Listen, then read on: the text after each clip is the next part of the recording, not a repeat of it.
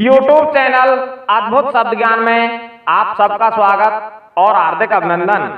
दोस्तों, आज के वीडियो में हम एक ऋषि द्वारा एक ब्राह्मण से पूछे गए 3 सवालों के बारे में जानेंगे। एक गांव में एक ब्राह्मण दंपत्ति रहा करते थे। उनका एक बड़ा ही विद्वान पुत्र था जिसका नाम उन्होंने नरोत्तम रखा था।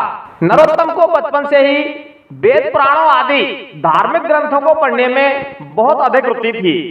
जैसे जैसे वह बड़ा हुआ तो अपने इसी अध्ययन के आधार पर उसने बहुत सारा ज्ञान अर्जित कर लिया। वह बहुत बड़ा ज्ञानी हो गया और इसी ज्ञान के आधार पर उसने कई सारी चमत्कारिक शक्तियां भी हासिल कर ली थी। इस प्रकार ज्ञान प्राप्त हो जाने और चमत्कारिक शक्तियां मिल जाने के कारण नरोत्तम को अहंकार हो गया और वह अपने इसी अहंकार के कारण अपने वृद्ध माता पिता का अक्सर अपमान कर दिया करता था। एक दिन नरोत्तम सुबह सुबह अपने घर से बाहर जाने लगा तो उसकी माता ने पूछा कि बेटा कहां जा रहे हो? तो नरोत्तम बोला कि हे माता, आज राजा के दरबार में शास्त्रार्थ है जिसमें बड़े बड़े विद्वान भाग लेने आ रहे हैं। मैं वहीं जाकर उन सबको अपने ज्ञान से परास्त करने जा रहा हूं। तो माता ने कहा, बेटा बहुत अच्छी बात है, तू अपने पिता का आशीर्वाद लेता जा, तुझे सफलता अवश्य ही मिलेगी। नरोत्तम एकदम से अहंकार में भरते हुए बोला कि मां, तू शायद जानती नहीं कि मेरे पास इतना ज्ञान है कि मुझे शास्त्रार्थ में जीतने के लिए माता पिता तो क्या, भगवान के भी आशीर्वाद की आवश्यकता नहीं है। इतना कहकर वह अपने माता पिता का अपमान करता हुआ राज दरबार की ओर निकल गया। जब वह रास्ते में जा रहा था तो उसे रास्ते में एक तालाब मिला जिसमें बहुत से स्त्री पुरुष स्नान कर रहे थे। पैदल चलने के कारण नरोत्तम भी थक चुका था, इसलिए थकान दूर करने के लिए वह उस तालाब पर नहाने के लिए रुक गया। जब उसने नहाने के लिए अपने वस्त्र आदि यहां उतारे तो उन्हें रखने के लिए कोई जगह ना देखकर नरोत्तम ने अपनी योग शक्तियों से अपने वस्त्रों को हवा में ही सुखा दिया। इस प्रकार हवा में वस्त्रों को सुखाते देख सभी लोग उसकी तरफ आश्चर्य से देखने लगे। उन लोगों को देखकर नरोत्तम बोला कि इस प्रकार आश्चर्यचकित होकर क्या देख रहे हो? यह तो मेरी योग शक्ति का एक छोटा सा नमूना है। मेरे जैसा विद्वान इस दुनिया में दूसरा कोई नहीं है। नरोत्तम का अहंकार 7वें आसमान पर था। स्नान करने के बाद जब वह आगे चला तो एक बगले ने उड़ते हुए उसके ऊपर बीट कर दी।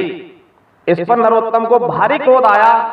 उसने बगले को श्राप देते हुए कहा कि तुमने मेरे ऊपर बीट करने का दुस्साहस किया है, अतः तुम अभी के अभी भस्म हो जाओ। नरोत्तम के इतना कहते ही बगला जलकर भस्म हो गया। इसके बाद नरोत्तम राज दरबार में पहुंचा जहां शास्त्रार्थ के लिए बहुत से विद्वान आए हुए थे। सभा में पहुंचते ही नरोत्तम ने शास्त्रार्थ हेतु आए हुए विद्वानों से कहा कि मेरी एक शर्त है कि जो भी इस शास्त्रार्थ में हारेगा उसको अपना ब्राह्मणत्व छोड़ना होगा, अर्थात अपने ब्राह्मण कहलाने का जो अधिकार है उसे त्यागना होगा। फिर उसने उन सभी को अपने योग शक्ति का एक नमूना दिखाते हुए जितने भी विद्वान उस सभा में उपस्थित थे उन सबके वस्त्र हवा में ही सुखा दिए। यह देखकर सभी विद्वान डर गए और उन्होंने नरोत्तम से शास्त्रार्थ करने से इनकार कर दिया। राजा नरोत्तम को विजयी घोषित करने वाले ही थे कि तभी दरबार में एक ऋषि पधारे।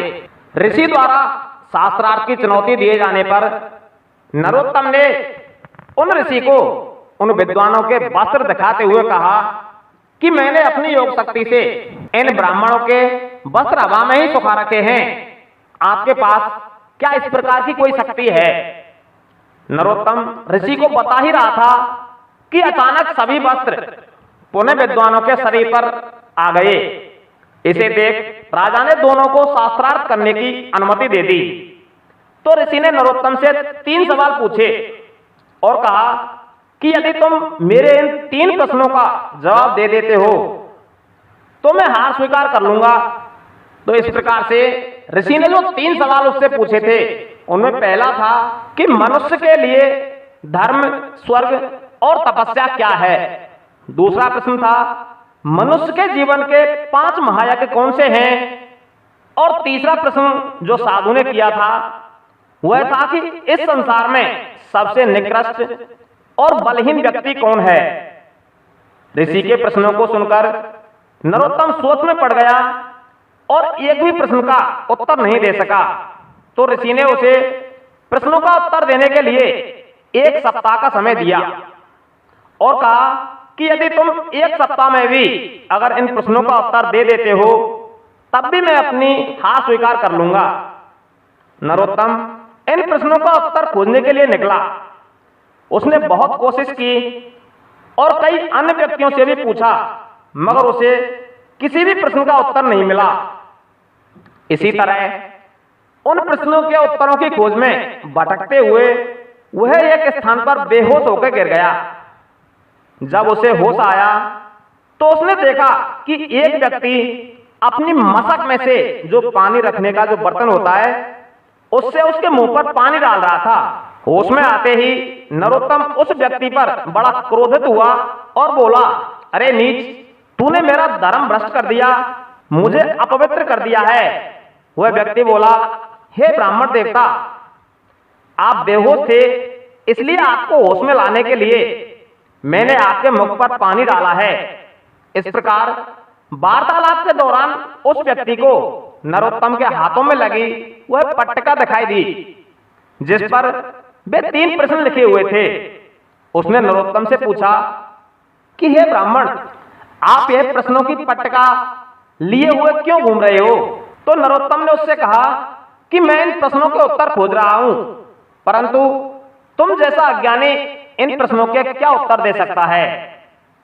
तो वह व्यक्ति बोला, हे ब्राह्मण देव, मैं तो इन प्रश्नों के उत्तर नहीं जानता, परंतु पास में ही एक शमशान है, वहां एक व्यक्ति रहता है जो अवश्य आपके इन प्रश्नों के उत्तर दे सकता है। तो नरोत्तम उस व्यक्ति के द्वारा बताए गए उस शमशान में गया और उस शमशान में उस व्यक्ति के पास पहुंचा और बोला कि क्या आप मुझे इन 3 प्रश्नों के उत्तर बता सकते हो। तो व्यक्ति बोला कि मैं आपके इन 3 प्रश्नों का उत्तर अवश्य ही दूंगा, परंतु अभी मुझे मेरे माता पिता की सेवा करनी है, तब तक आप इंतजार करें। इतना कहकर वह व्यक्ति कमरे में लेटे हुए अपने माता पिता की सेवा करने लगा, जो बहुत ज्यादा बीमार दिख रहे थे। जब काफी समय बीत गया तो नरोत्तम ने उस व्यक्ति से कहा कि तुम मुझे इस प्रकार इंतजार करवा के ठीक नहीं कर रहे हो। तुम जानते नहीं हो कि मैं महाज्ञानी नरोत्तम हूं और मैं क्या कर सकता हूं। तो उस व्यक्ति ने कहा कि श्रीमान, मैं कोई बगुला नहीं हूं जिसे आप श्राप देकर भस्म कर देंगे। मेरे लिए मेरे माता पिता की सेवा से बढ़कर इस संसार में कोई भी चीज नहीं है। अगर आपको इतनी ही जल्दी है तो आप किसी और के पास जाकर इन प्रश्नों के उत्तर पूछ सकते हैं। उस चंडाल के इस प्रकार कहने पर नरोत्तम क्रोध में भरकर वहां से चला आया। रास्ते में फिर उसे वही व्यक्ति मिला जिसने उसे पानी पिलाया था। उसने नरोत्तम से पूछा कि हे ब्राह्मण देव, क्या आपके प्रश्नों के उत्तर मिल गए। तो नरोत्तम ने कहा कि उसे तो अपने माता पिता की सेवा से फुर्सत ही नहीं है, वह क्या मेरे प्रश्नों का उत्तर दे सकता है। तो उस व्यक्ति ने नरोत्तम से कहा कि हे ब्राह्मण देव, माता पिता की सेवा में बड़ा ही आनंद आता है। क्या आपने कभी अपने माता पिता की सेवा की है। तो नरोत्तम ने कहा, यदि मैंने अपने माता पिता की सेवा में अपना समय व्यर्थ गवाया होता तो मैं इतना बड़ा महाज्ञानी कैसे बनता। और उससे पूछा कि क्या तुम और ऐसे किसी दूसरे व्यक्ति को जानते हो जो मेरे प्रश्नों का उत्तर दे सके। तो उस व्यक्ति ने बताया कि गांव से बाहर एक कुटिया में एक स्त्री रहती है, वह आपके प्रश्नों का उत्तर अवश्य दे सकती है। नरोत्तम उस औरत के पास पहुंचा और उससे कहने लगा कि हे देवी, क्या आप मेरे इन 3 प्रश्नों का उत्तर दे सकती हैं। तो वह स्त्री उन प्रश्नों को देखकर बोली कि ये तो बड़े ही आसान से प्रश्न हैं, आपको इनका जवाब अवश्य दूंगी, परंतु अभी मेरे पति की सेवा का समय हो गया है, इसलिए आपको इंतजार करना होगा। नरोत्तम उसका इंतजार करने लगा। काफी देर होने के बाद जब वह स्त्री नरोत्तम के प्रश्नों का जवाब देने के लिए नहीं आई, तो नरोत्तम ने उस स्त्री से कहा कि तुम इस व्यर्थ के कार्य के कारण मुझ जैसे विद्वान ब्राह्मण का अपमान कर रही हो। तुम जानती नहीं हो कि मैं क्या कर सकता हूं। तो वह स्त्री बोली कि श्रीमान, मैं कोई बगला नहीं हूं जिसे आप श्राप देकर भस्म कर देंगे। मेरे लिए तो मेरे पति की सेवा में ही मेरे सभी यज्ञ अनुष्ठान और उसके फल हैं। इस प्रकार की बातें सुनकर नरोत्तम वहां से वापस चला आया और एक घने बियाबान जंगल में रात गुजारने के लिए एक वृक्ष के नीचे बैठ गया। तभी अचानक एक लड़की रोती बिलखती नरोत्तम के पास आई, जिसके पीछे कुछ लोग लगे हुए थे जो उसके साथ जबरदस्ती करना चाहते थे, उसे लूटना चाहते थे। वह लड़की नरोत्तम के पास आकर हाथ जोड़कर बोली, हे ब्राह्मण देव, मेरी रक्षा करें, ये लोग मेरी इज्जत लूटना चाहते हैं। तभी उस लड़की का पीछा कर रहे वे व्यक्ति भी वहां आ पहुंचे और नरोत्तम से बोले कि तुम इस लड़की को हमारे हवाले कर दो और इसे यदि बचाओगे तो हम तुम्हें भी जान से मार देंगे। नरोत्तम ने कहा कि मैं इस लड़की को नहीं जानता हूं और ना ही इसकी रक्षा कर रहा हूं, आप लोग इसको ले जाइए, मैं आपको नहीं रोक रहा। वह लड़की नरोत्तम के पैरों में गिरकर अपनी इज्जत की रक्षा करने को नरोत्तम को कहती है, परंतु नरोत्तम उसकी कोई सहायता नहीं करता और उस लड़की को बदमाशों को सौंप देता है। तो वह लड़की नरोत्तम से कहती है कि तुमने पुरुष रूप में इस पृथ्वी पर जन्म अवश्य लिया है, परंतु तुम इस दुनिया के सबसे निकृष्ट और बलहीन पुरुष हो।